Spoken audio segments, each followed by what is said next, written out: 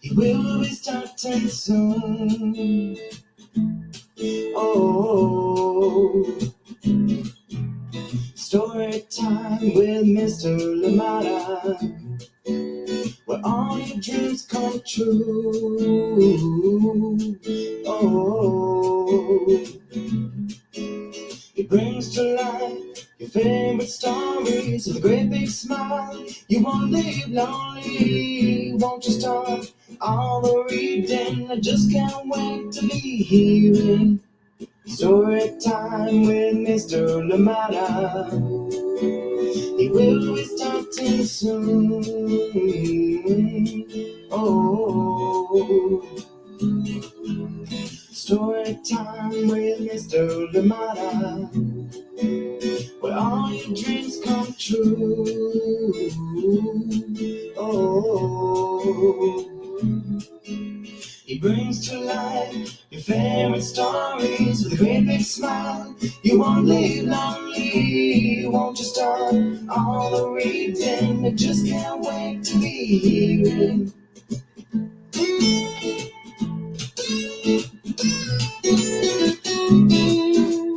Good morning, and welcome to Storytime. Thank you so much for joining me. I am so glad that we're here together. Of course, appreciate the time that we get to spend together every single day. Thank you for being here. Thank you for taking the time to be here with us on Storytime. Thank you for making Storytime your community this morning, or indeed maybe evening or afternoon, depending on where you are today. Thank you so much for being here. Please, as always, let us know where you're joining in from. And if anybody else is joining in with you, please let us know they are there so we can say hi to them as well. It is a special day. It is a special week. And we have our first guest of 2024. Thank you so much for joining in Storytime today. Absolutely love it.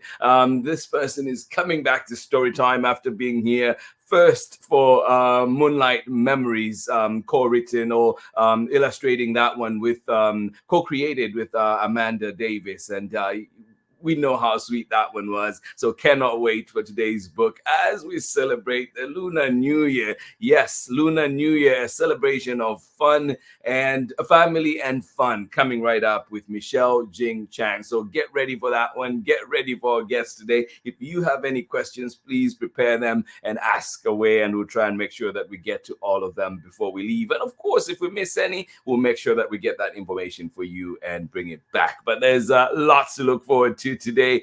Michelle is here, and I cannot wait to introduce her to you. But you know that this week we've had amazing lineup, and this is our fourth book. Today's Thursday. Thank you for joining us, and we do have Lunar New Year, as mentioned, a celebration of family and fun. And of course, we kicked off the week with Forever or a Day from Sarah Jacobi, and then we went into Digging for Words from Angela Kunko and Paola Escobar. And then, of course, yesterday we had The Stuff of Stars, Marion Dane Bauer, and illustrations by Akua Holmes. You know you're in for a treat with all those amazing books. And of course, tomorrow we look forward to Heartstring. We know how hearts are connected no matter where you are, Storytime family. Thank you so much for being here with us today, and keep sending us your recommendations as well here to Storytime. Our guest today has created many wonderful books, and we'll be talking about them very, very shortly. But Michelle is here with us, joining us from Seattle, and that is some of the amazing work that Michelle has done, and we're finding out more of what she's been up to since the last time being here on Storytime. Thank you so much for joining us today. Absolutely love it. And remember too that on March 26th, another friend of Storytime will be here with us, and Marietta Apollonia will be joining us from Harvard, Massachusetts. Her brand new book, Wombat and the Family Tree, and this one she's author illustrating. It's her debut author illustration. Will be here on March 26th, so keep an eye out for that one. You can pre-order now. That one is available, or indeed let your librarians know that you would like to have that book and you'd like to have it as soon as it is out. Put a hold for it. let them know it is there. Thank you so much for joining us today. And as you know, too, February is not only the month of love, but it is indeed Black History Month as well. And here on Storytime, we will continue to highlight Black joy. We'll continue to highlight Black history, Black excellence, Black belonging, and of course, Black being every single day, not just in February. Thank you so much for being here with us today. Absolutely love the time we get to spend together. And indeed, I hope that you are well. Who is with us this morning, getting ready to enjoy a wonderful story? Thank you so much for joining us today. Megan, absolutely appreciate you. Good morning out there in sunny and warm Kentucky. I'm telling you, we've definitely switched places, Megan, because out here in Oakland, it is raining, pouring right as we speak right now. So starting yesterday too, we got a little break, a few days break, but it's been cold and rainy. And please be careful if you're driving out there. Be sure to check the weather, check the traffic. I know too, I was listening to the news in the morning, and the Bay Bridge, there's a likely long delay there. So if you're heading into San Francisco via the Golden Gate Bridge, you might want to check and just see if it is the right way to take. Thank you so much for being here with us. The sunrise was pink stunning this morning here. Thank you so much for sharing. Absolutely love it. And yeah, keep sharing those pictures as well if you love. If you, with your permission, of course, we can use them here as background on Storytime. Thank you so much for being here. Ari, good evening to you. I know you'll be catching us on later in the evenings. I hope that you are having a wonderful time at school. Miss having you here live, but of course, we're glad that you're having fun, and of course, hopefully making new friends as well. Thank you so much for joining us here on Storytime. Wherever you're joining us from today, I hope that you enjoy Storytime. I hope that you enjoy the time that we get to spend with Michelle Jing Chan. And of course, too, we hope you enjoy the book that we have for you, Lunar New Year, a celebration of family and fun. Wherever you are, we hope that you are well. We hope that your loved ones are well. We hope that your pets, everybody is okay. This is Storytime for today. This is Storytime on this beautiful Thursday. I cannot wait to share the book that we have for you. But please join me on the other side of this short break when we introduce our guest for today, Michelle Jing Chan. I'll catch you in a little bit. Thank you so much for joining us here today. Hi, I'm Charlotte Chang, co-author of Bobo Loves Dumplings, Bobo's Colorful Chinese New Year, and Night Market Rescue. And this is Storytime with Mr. Limata. And that it is indeed. Thank you so much, Charlotte Chang, a mutual friend with Michelle Jing Chan. And please join me in welcoming to Storytime today, Michelle. Hi. Hi, thank you so much for having me. I love your theme song once again. I'm tapping my foot over here. Thanks to anyone who's tuning in today. Right. Oh, it's yeah, no. Tim Dixon just did an amazing job. I love it. And we had actually the Social Justice Children's Book Holiday Fair in December, and he performed it live. I was losing my mind. Yeah, it was so cool. Oh, that's fantastic. Yeah, his music is great. Yesterday I was singing another of his songs. It was stuck in my head. It's called Remember When, and I just kept humming it throughout the entire evening. I was like, oh yeah, this is. Oh, I gotta look that up. Yeah. No, I'll share the link to that one for sure. The Soapbox Salute, but yeah, he's doing amazing work. But And Michelle, shout out to Charlotte, by the way, and Marietta. Charlotte was in my debut group, and then yeah. Marietta's my agency sibling. So I'm looking forward to their books, and I got to read Charlotte's Night Market Rescue. So Yeah. Oh, awesome. Yeah. And Marietta too. I mean, she's just doing amazing work. And Jack the Library Cat. And now we have Wombat and the Family Tree coming up as well. Yeah. So how is it for you? Because if you're in the debut writing groups, do you get to see some of these? Are you like critic partners? Do you get to see some of these books before they come out? And how is it for you when you actually, then see them in the world? yeah. The debut group that I was in with Charlotte was mostly people who were publishing for the first time on both the author and illustrator side. So we spent the whole year promoting each other's books and leaving reviews and helping each other out through the whole debut process. Yeah. So as part of that, yes, we got to see advanced ERCs of each other's books, and that was very exciting. I felt very special to be like when the book came out, see it in the stores and be like, I got to read that early. I know what that's about already. And Night Market Rescue is so cute. I love the illustrations by Amber Wren in that.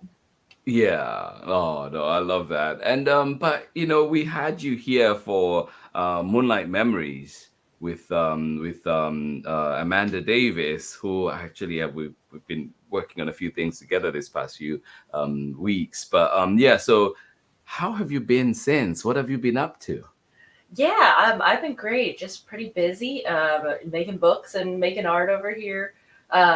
This year I had Lunar New Year. Last year I had Lunar New Year and Moonlight Memories come out, and then this year I have 3 more books coming out. So I was just working on finishing up all of those and working on some new ones that will be coming out in 2025. And then also I sold my debut YA graphic novel. So that's a new development and a new world that I'll be diving into, which I'm excited about. Yeah. Well, can't wait to dig into all of that. But I know that today you have a book to share with us, so I'll give you some time to bring that one up.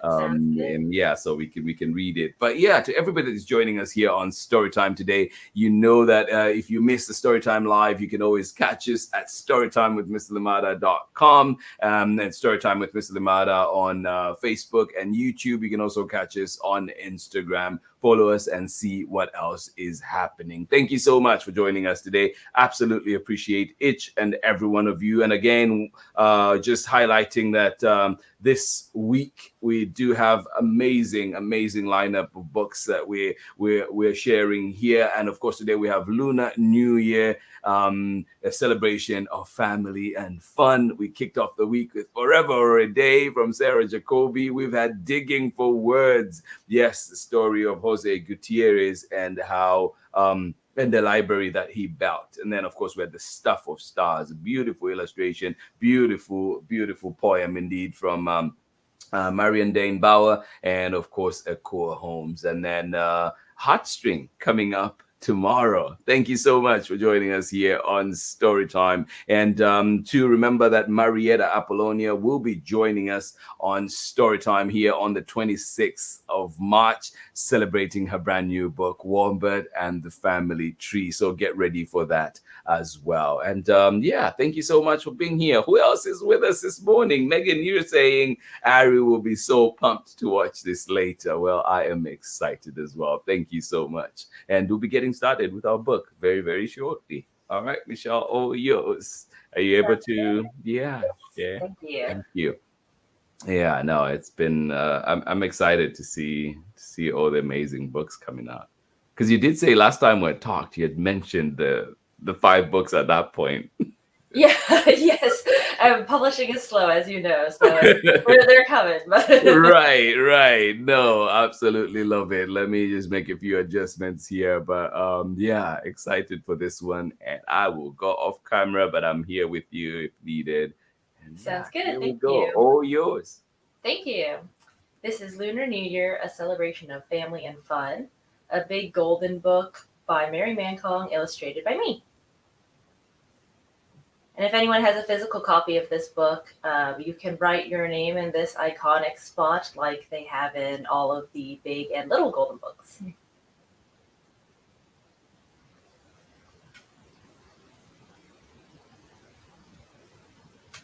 It's time to celebrate the Lunar New Year. Grandparents, parents, and children all come together to join in the fun. The new year begins when the first new moon of the lunar calendar is in the sky. Celebrations last for 15 days and end when the moon is full.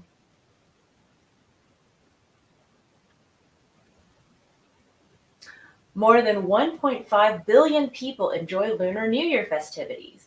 It is celebrated in different countries in Asia and in countries where a lot of Asian families live. There are many ways to wish someone a Happy New Year.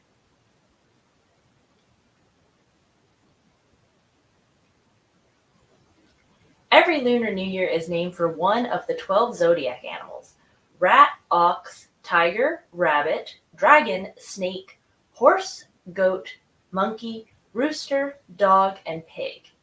Each animal has a different personality, and the people born in that year of the animal are thought to have that personality. Which animal are you? I am the pig, and I know this year is the year of the dragon. Time to clean. In China, the tradition is to clean the house at least 2 days before the Lunar New Year. This is meant to sweep away any bad luck and wish for a fresh new year.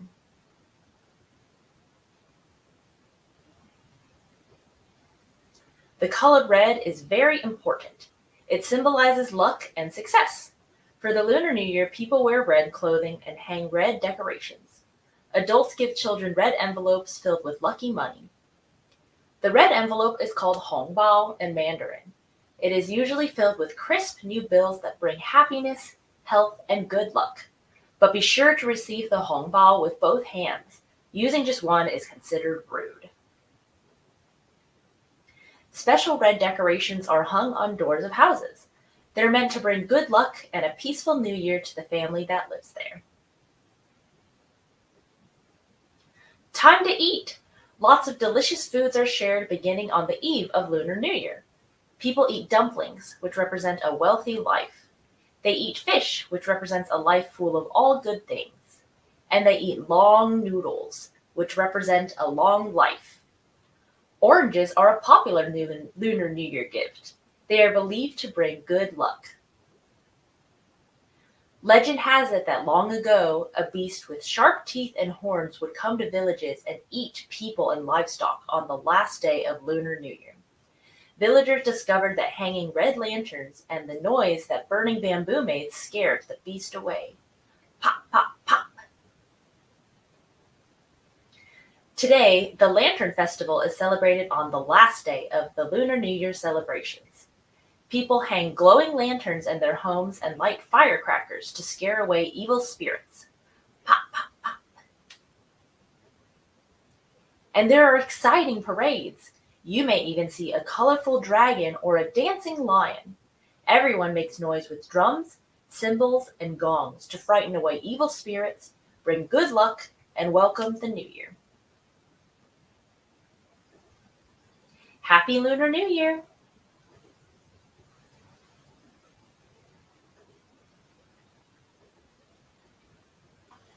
Yay. Thank you so much, Michelle. That was beautiful. Thank you for having me. And yeah, I'm excited to celebrate Lunar New Year with everybody. Yeah, I guess the question for you that I have, like, and I know earlier I was just joking with, like Happy New Year, New Year. So for you growing up in a, culturally mixed world, how is it for you? How do you celebrate? How do you, like observe? Do you observe the I don't know how to even call it, like, the Gregorian calendar New Year and the Lunar New Year? How do you mesh the two? Mhm. Yeah, it was interesting because growing up, I was one of the only Asian kids in my school. So, of course, I celebrated the normal calendar Yeah. New Year that's celebrated in most of the U.S. And then we also celebrated like a second New Year for Lunar New Year with just my immediate family. And so that was always fun. As a kid, I think I just enjoyed having more holidays to celebrate and more food, and of course getting the red envelopes. But there wasn't as much of a Asian American community in the part of Colorado that I lived in growing up. But now it's awesome because I believe this is the first year that Colorado has just made Lunar New Year a holiday. Oh, wow, I forget if it's just the city of Denver or the whole state of Colorado, but Yeah. I saw that just happened this year. And there's like a much bigger sort of parade type thing in Yeah. downtown Denver for that now, with performances and vendors and whatnot. So it is very cool to see how that community has grown since when I was It's growing up. growing. Right. No, and just, yeah, like that, just how that representation matters, and which ties into what you're doing. Why was it, why was it important for you to take up this manuscript? It was so special. I felt very honored to be asked to illustrate this. I think, first of all, because golden books are just so iconic. I had tons of golden books growing up, and that gold foil shiny spine is so eye-catching. Yeah. But like you said, I never had any of these books about my culture with characters that looked like me. Yeah. And so, first of all, it was just very exciting to be able to get to illustrate a book for this iconic Golden Book series, but with Yeah. characters and a cultural celebration that reflected what I did growing up. And then the second part that made it special was that this was the first Golden Book about Lunar New Year. So it was really cool to be part of that milestone. And I even modeled the family in the book to look like my family and me and my brother when we were kids. So that was also a very exciting little cameo. Yeah, no, I love that. And like sometimes you hear people say Chinese New Year and so on. And so with the Lunar New Year, I know you mentioned in the book like many Asian countries celebrate it, many different people celebrate it. Why did you feel you needed to include that detail in the book? Oh, yeah. Mhm. Or how was that for you? Navigating that as you were illustrating. Right. I am Chinese, but as you said, many different Asian countries celebrate Lunar New Year, and I actually have to give that credit to the author Mary Man Kong, who wrote this manuscript, for including that mention of other countries.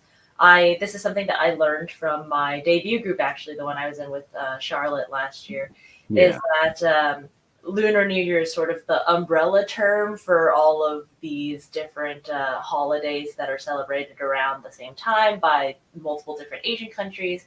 And then, there's specific holiday names for each of those countries for what they call Lunar New Year. So Chinese New Year, or the Spring Festival, Chunjie in Mandarin is what it's called in China. And then, there's different names for what it's called in Korea, Thailand, Vietnam, etc.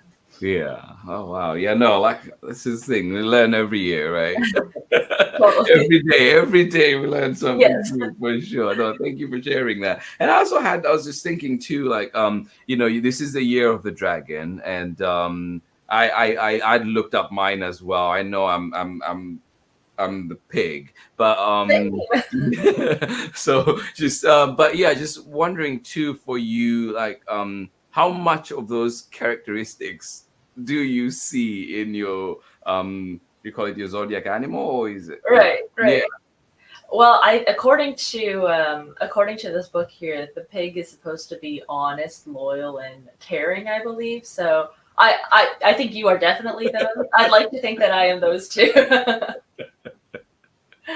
Yeah. Oh no, I love that. I love that. And I was just looking to see too, wondering, because then it kind of shows to the different years that have been. But yeah, so one of the other things too I was thinking was 15 days of celebration. I mean, I don't mind that. But give us how does this look like in a Chinese home, in an Asian home celebrating, Lunar New Year? How does it look like for 15 days? Well, when my parents and my grandparents were still in China and Hong Kong, they said they truly did celebrate for 2 weeks, pretty much, for 2 weeks and a day. My mom tells me stories about how her parents would start cooking, several days in advance and preparing several days in advance before even Lunar New Year Eve. And then it would just be a bunch of eating and going and looking at performances and visiting the different houses of friends and family in the area for 2 weeks.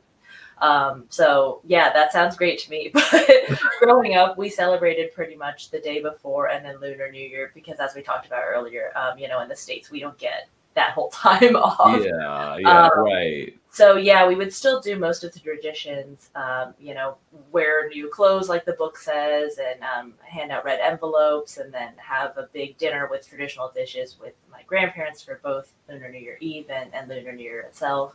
And sometimes there were a couple small performances in Denver that we would go watch, and that's how we would celebrate it growing up.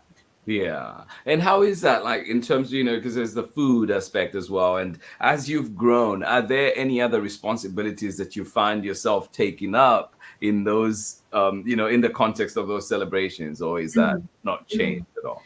Yeah, now I live in Seattle and the rest of my family is still in Colorado. So I'm the one cooking for myself and some of my friends. So some of the dishes I've had to learn to, make by myself because my parents usually make that when I'm home in Colorado. Yeah. And then thankfully I don't have to do this yet, but once you get married, or if you're the eldest in the family, it's your turn to give out the hongbao or the red envelopes to all the younger relatives. Oh, So thankfully I'm off the hook, but one of my older cousins just got married this year and all of us were texting him about, hey, where's our red yeah. envelope? I did. No, one of my coworkers, Gary, did bring us envelopes yesterday. Well, it was the Oh, first time we got to be together for our meet. We had a whole day training yesterday, and he brought us the red envelopes, and it just felt so special receiving one of those. It's like, yeah. yes, receiving it is great. Oh, and yes, thank you so much, Lauren, and of course, April, Alicia, Jemison, Lindley, and Finn out there in Orange County. And you saying, thank you, Michelle, for sharing your beautiful new book. And if you have any questions, please do send them our way as well. And Michelle will definitely try and answer those. Thank you for joining us. And of course, Megan as well. We appreciate you. Thank you for joining us out there in Kentucky, sunny and warm. I'm so jealous. Thank you for being here. The sunrise was pink, stunning this morning. I hope that you get to enjoy many more beautiful sunrises like that. Just a reminder to everybody that is here with us, whether you're joining us live right now or indeed later on for the recordings, that we do have our special guest today, Michelle Jing Chan, joining us from Seattle, Washington, and celebrating, of course, her book, Lunar New Year, a celebration of family and fun. And of course, teaching us a little bit, sharing a little bit more about Lunar New Year. So, Michelle, you mentioned last year you had two books that came out, and this year you have 2025. You have others that will be coming out. So, how has it been with you, and which ones of these, have been? What are some of the challenges that you faced putting out these wonderful books that we can see on screen right now? Yeah, this year I have Mamie Tate Fights to Go to School, Stay Angry Little Girl, and Goodnight Sounds coming out this year in 2024. And at least of these three, I think I could talk about the first one, Mamie, since that one's coming out in May. But this one has been a super interesting challenge because this was my first nonfiction picture book. And it was about Mamie Tate, who was an 8-year-old girl living in San Francisco in the 1800s, and she wasn't allowed to go to the all-white public school because of her race. And so she and her parents ended up suing the school and made it all the way up to the California Supreme Court. And so this was a very impactful story. I had never learned about Mamie Tate growing up, and it wasn't until I was an adult that I learned about her. So it was very special to get to illustrate this book, teaching more people about her legacy and the impact that she played in the fight for desegregation. And then also, this being a nonfiction picture book, there was a lot more attention to sort of the historical detail. So the author literally provided a 100-page reference document with photos from that time and details about what the outfits and the architecture looked like. And it was a unique challenge getting to illustrate based on that document and historical accuracy. Yeah. And did you get a chance to have any interviews with any of like people, that historians or maybe family members or anything like that? Yeah, actually, again, I can credit the author with that. Tracy Huan, she did an amazing job. She did a ton of research in both, visiting museums and visiting the California archives. But she also was able to get in contact with Mamie's, I believe, great granddaughter, and was able to interview her for this book. Yeah. And actually visit her home and see some of the old photos and things that she had of Mamie. So, again, all the credit to Tracy for that. She did an amazing job and has a background as a lawyer herself, actually. So she got really deep into the research. Yeah. Oh, that's. I mean, it sounds amazing working on that, and cannot wait to read that one and see it. And then you've had the other ones that came out as well. How was it for those ones? Any specific challenges related to each one? Yeah, I think Amanda and I talked about this a little bit when we came on for Moonlight Memories, but Right, both of us were sort of drawing on personal experiences with right, grief and losing loved ones in order to write this story and to illustrate it. So I think that was a new challenge for me too. Being able to figure out how to portray these abstract emotions and to portray Amanda's beautiful imagery in a way that would be understandable through the illustrations and in a way that sort of pays uh, pays honors those sort of complicated and mixed feelings of grief that people might have after losing a loved one. right, right. No, yeah, so powerful. And I've gotten to read Moonlight Memories so many times, and each time just speaks to me so deeply. Just wanted sorry, you had something to. Oh no, I just said thank you. Yeah, oh yeah.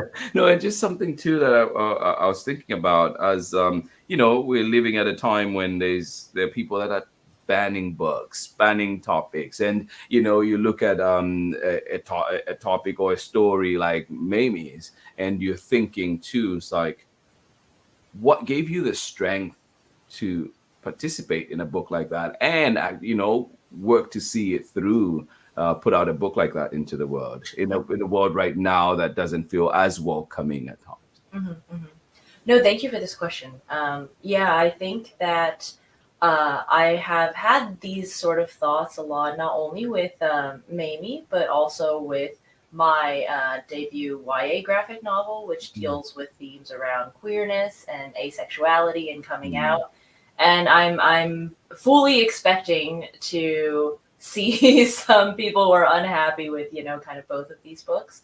And I have actually had this conversation with other authors who have had books that were banned, yeah. and the conclusion that I think we all kind of came to is that you can't let this world of people who are sort of bigoted and don't understand where you're coming from limit you from writing and creating the type of Mm, stories that you want to create. And I think perhaps more importantly, the types of stories that would have helped you when you were younger and could have used a book with this sort of message or these sort of characters. right. So I am fully bracing myself for the worst scenario in both of these cases with both of those books.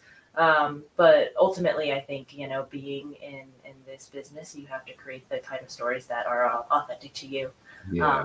And something I will say is I think that the publishing community that I found is we're all super supportive of each other, as you know too. Yeah. And so I think it's been really great to see for my friends whose books have been banned how everybody else has rallied around them, and Mhm. and not just folks in publishing, but educators and librarians, etc., to Yeah.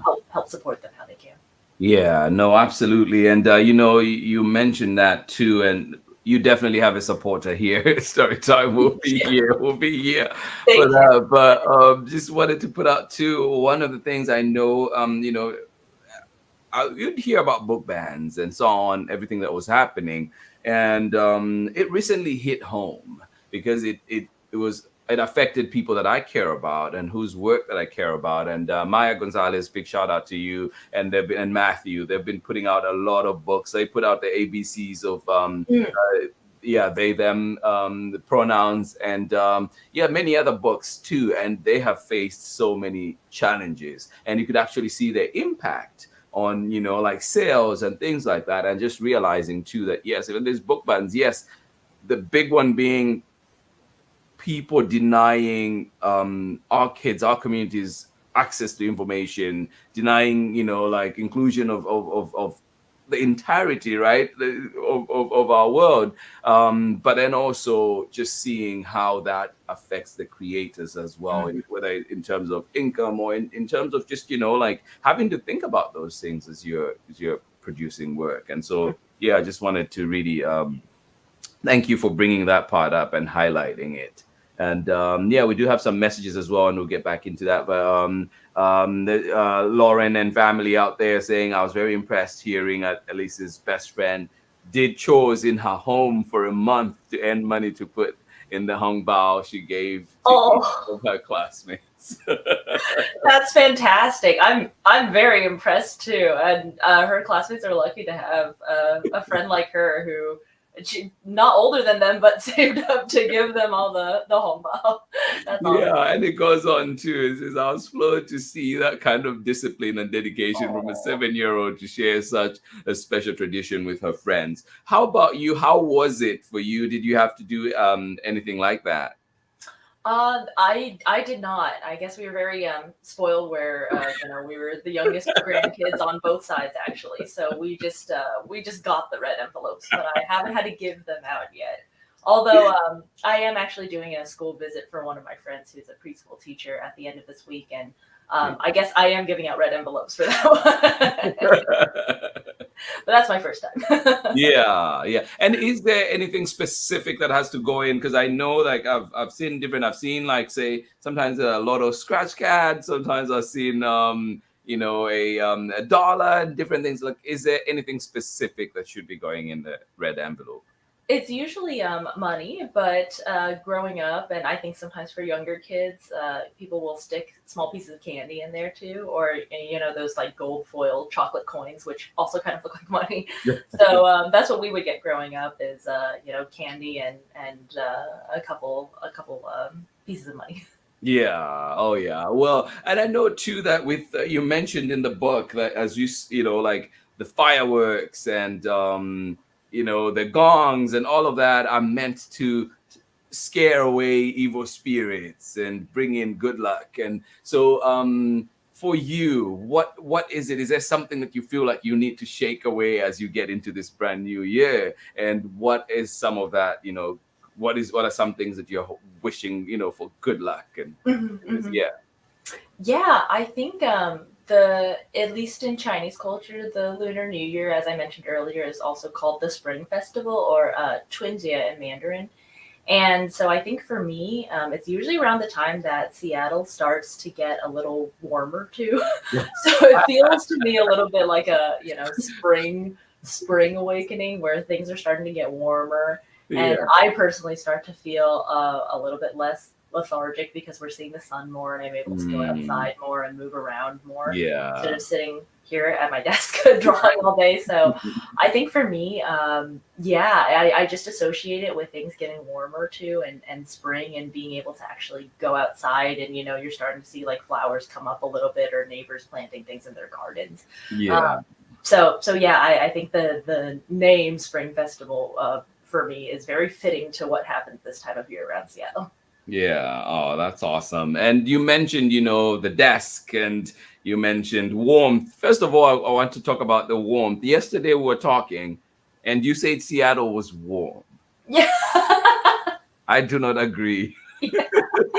It's all relative. Everybody here sees that it's a high 40s or low 50s, and they're like, break out the shorts. It's time for spring.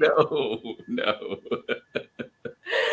And if you're hearing there's some background noise with me here, it's my heater. I do apologize. It can get loud. So, not all of us are saying the 40s are warm. So heater's running in the background. But yeah, so it was just funny when you mentioned that. I was like, no.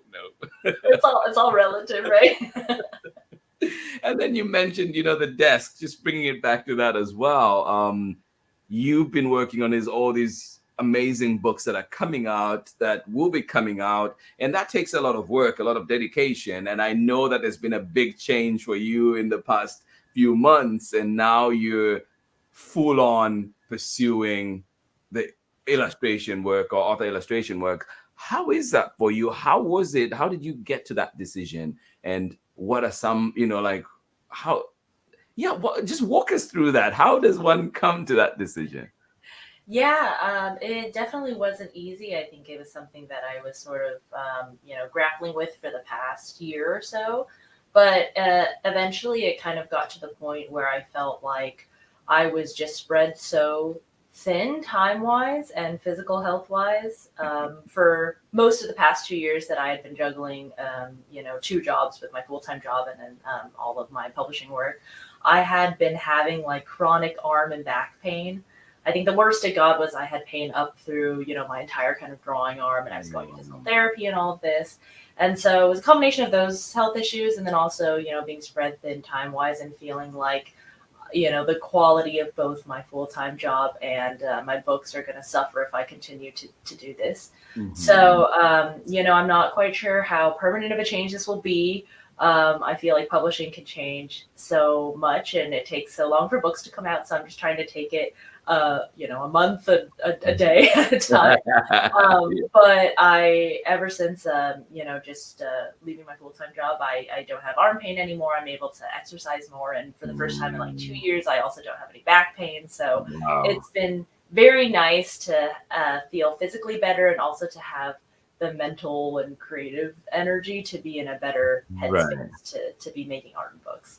Right. No, we wish you plenty of those amazing sounding things, as better health, better fitness, everything going into this new year, right? And and that's the thing too, like just appreciating opportunities like that where you may have an opportunity to be able to do that, but also just realizing, making that move and seeing all these amazing changes that happen, because we do wear ourselves thin on a daily basis. But so with that also being said, have you ever thought, or is there a possibility of seeing Michelle Jing Chan self-published book? Yeah, that's a great question. I think the cool thing about self-publishing these days is there's so many resources that I think are there to help support. I am not sure at this point. I never say never, so I'm not ruling it out. But again, I'm trying to get through the books that I have right now, and then we'll see. But I am illustrating for a self-published YA kind of queer romance, contemporary romance. Yeah. That's coming out soon, and I'll be able to talk about soon. So I'm excited to see what that process how that process is similar and also different from the traditional publishing world. Yeah, appreciate that. But yeah, cannot wait for that as well. And as we come to an end, just thinking about, excited for all the amazing things that you're doing. What messages would you have for those little girls that are growing up, whether they have an experience like yours growing up in Colorado, or whether they have an experience where, they're getting to share with their classmates their experience? Like, what is that message that you have? And, either for them from you, or, that you're trying to put out through the book? Mm-hmm, mm-hmm. Yeah, that's a great question. Well, I think, the title of the book is Lunar New Year, a celebration of family and fun. And I really do think that celebration can be an act of not only resistance, but also resilience in the faces of things like book bans, like all of the, anti-Asian hate crimes that we saw during the pandemic. And so I think my message would just be that, that continue to celebrate and be proud of your culture and your traditions and where you come from, because celebration is an act of resilience and of resistance as well. Yeah, I love that. Thank you. And also just to the rest of us, that are looking in, that we might even go to that spring festival and participate. But Yes. what is it? What should we bring? How should we come into these celebrations? Yeah, I can, only kind of speak to at least a Chinese American perspective. And as we mentioned, there's tons of other cultures that celebrate Lunar New Year as well. But at least from that perspective, I would say wear red, as that's a lucky color. I know I'm wearing green in my cheap haul, but I only have a green one because I bought this for a friend's wedding and she was wearing red. So I would also wear a red one. But I would say wear red. It's a lucky color, and I think the book talks about that too. And then I would say the second thing is, just enjoy spending time with the friends and family who have sort of invited you to also participate in these celebrations. I think a big part of this holiday is the getting to visit and have delicious meals with friends and family. Yeah. So I hope anyone celebrating Lunar New Year with loved ones gets to do that. Yeah. And then the book mentions receiving with both hands. Is that something that is that something that should be, people should be reminded, encouraged to do? Yes, totally. Yes, it's like a sign of respect to give and receive. Hongbao or things for Lunar New Year with both hands, and I think there's a symbolism in that too of welcoming the new year with open arms and with an open mind and heart. Yeah. Oh, thank you so much, Michelle. Really appreciate it. Before I let you go, though, too, well, one story. I remember one time receiving a copy. I was being handed a document, and I received it with my left hand. And my boss at the time was just so offended, like, and he didn't tell me, he didn't tell me directly, because he was my boss's boss. So he told my boss, he was like, tell Peter he cannot receive documents with his left hand and this and that. I was like, oh, but it was crazy because where I was sitting, he came in from my left hand side, and it was the only way I Right. could. It felt the most natural way to do it, Right. but culturally for him, and it was not. It was very disrespectful, and but so my boss did share that, and of course we were more aware of that, and I was like, I wish there'll be more time to share those things. Let us know, and so, because I was like, oh yeah, I'm being efficient. I'm receiving this as quickly as possible, but no. So you learn every time. But I noticed too that you've worked on a book with Madeline Ngo. I mean, that's working with like kids lit royalty right there. So, and I mean, you have amazing people. I love Amanda. I love so many, but I know that some of them are still young in the game, right? But here's Madeline Ngo. How was it, or how has it been? And is there anybody else that you love to work with? Yeah. Oh my gosh. Yeah. A Wrinkle in Time growing up was one of my all-time favorite books. I think I still have a copy. Yeah, I still have. This is my childhood copy of A Wrinkle in Time, and it has like my name written in the front when I was in elementary school. So one of my all-time favorite books. And this was a picture book that is written by her granddaughter, and it's inspired by a famous quote from A Wrinkle in Time. And I was absolutely floored when I got the offer for that, because like I said, it was like I grew up reading these books. She was one of my all-time favorite authors, and to get to work on a picture book inspired by her words was really, really special. So that comes out, I believe, in August, and I'm super excited for that too. Oh, yeah. No, that is amazing. Congratulations on that. Thank you. Thanks so much. Is there anybody else that you would love to work with, or whose work you admire? Yeah. I would also love to work with Joanna Ho someday. Actually, Eyes That Kiss in the Corners, which was her book with her and illustrator Zung Ho, was the book that made me want to become a picture book illustrator myself. So, maybe someday. Joanna Ho, but I would love to work with her.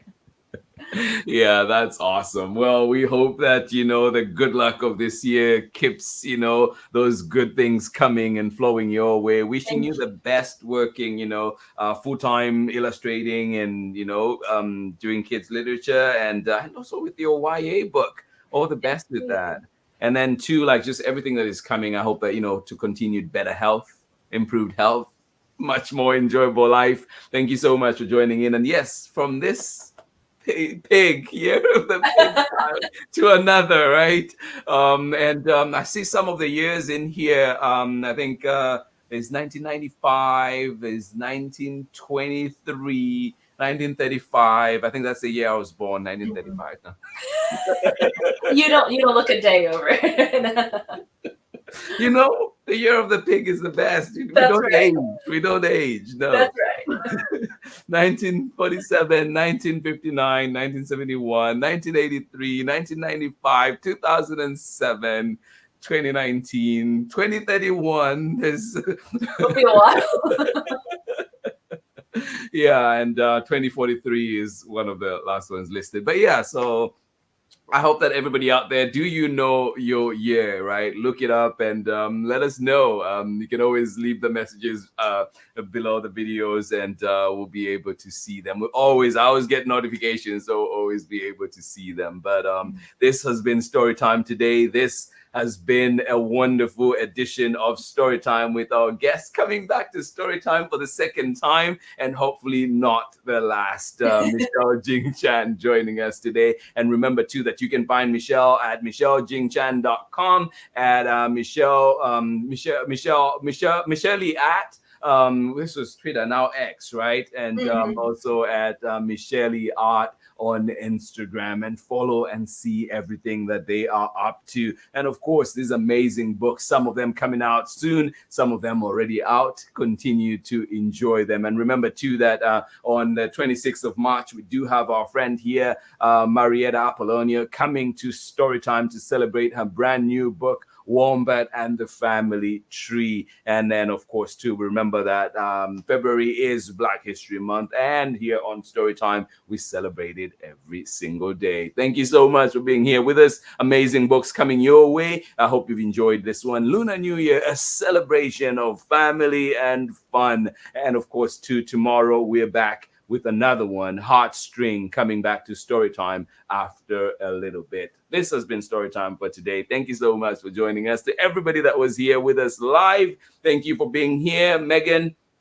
thank you, Ari. Hope you enjoy the story later on as you read. And of course, thank you to you as well, Lauren, Alicia, Jemison, Lindley, Finn, and of course, April out there in Orange County. Thank you for being here with us on Storytime. This has been Storytime on this beautiful Thursday morning, afternoon, evening, depending on what time you're joining us. Much love from me, big hugs, and we'll see you again next time on Storytime. Bye-bye. Thank you so much.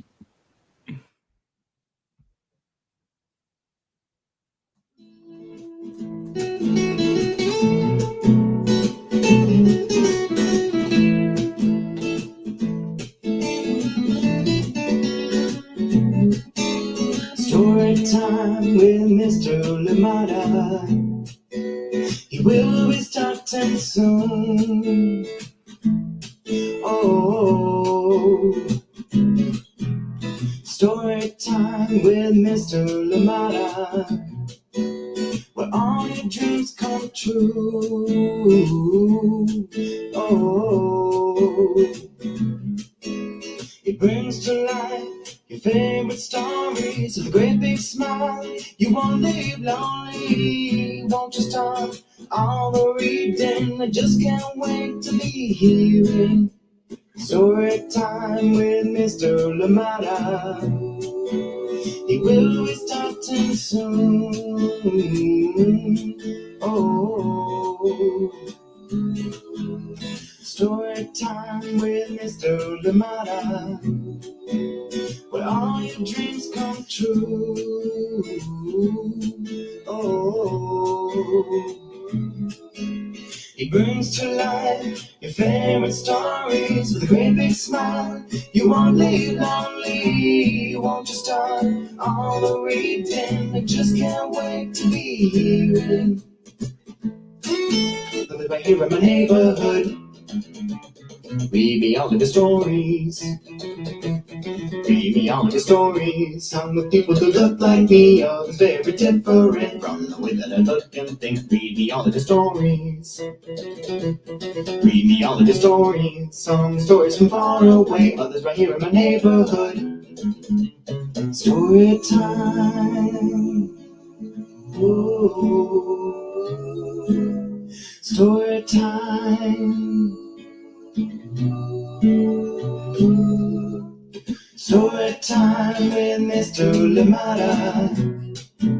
He will be starting soon.